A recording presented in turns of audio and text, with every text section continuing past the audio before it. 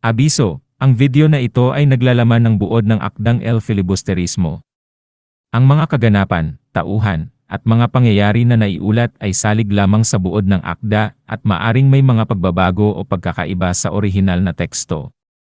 Hinihikayat namin ang mga manonood na basahin ang orihinal na akda upang masuri at maunawaan ng lubos ang mga konteksto at mensahe ng kwento.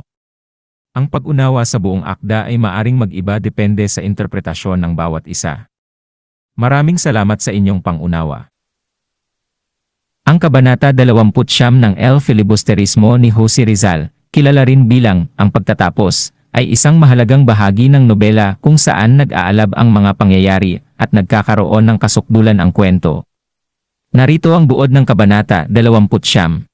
Sa simula ng kabanata, ipinapakita ni Jose Rizal ang mga karakter na kasali sa mga pangunahing tagpo. Ipinakilala niya si Simon, ang pangunahing tauhan, na may dalang isang makapangyarihang bomba na kanyang itinatago. Si Simon ay patuloy na nagpaplano para sa isang malupit na pag-aalsa laban sa mga Kastila at sa mga masamang impluwensya ng pamahalaan. Sa bahay ni Kapitan Tiago, nadarama niya ang matinding kaba at pangungulila. Nais niyang malaman ang nangyari kay Maria Clara, ang babaeng minamahal niya, na kasalukuyang nasa kumbento. Sinasabi ni Kapitan Tiago na si Maria Clara ay nagkasakit at nanganganib ang kanyang buhay. Kinukumbinsi ni Simon si Kapitan Tiago na magbigay ng donasyon sa mga madre upang mapabilis ang pagpapagaling kay Maria Clara. Sa isang pangunahing pagtitipon sa bahay ni Kapitan General, nagpasya si Simon na itapon ang bomba sa harap ng mga opisyal ng pamahalaan at mga prele.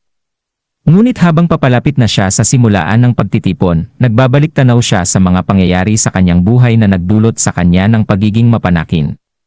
Nahulog siya sa dilim ng kasakiman at pagnanasa sa kapangyarihan. Pagdating sa mismong okasyon, hindi na niya itinuloy ang kanyang plano. Bagkus, hinayaan niya ang pagtitipon na magpatuloy ng walang anumang insidente. Dahil dito, nawawala ang tiwala ng mga kaalyado ni Simon sa kanya.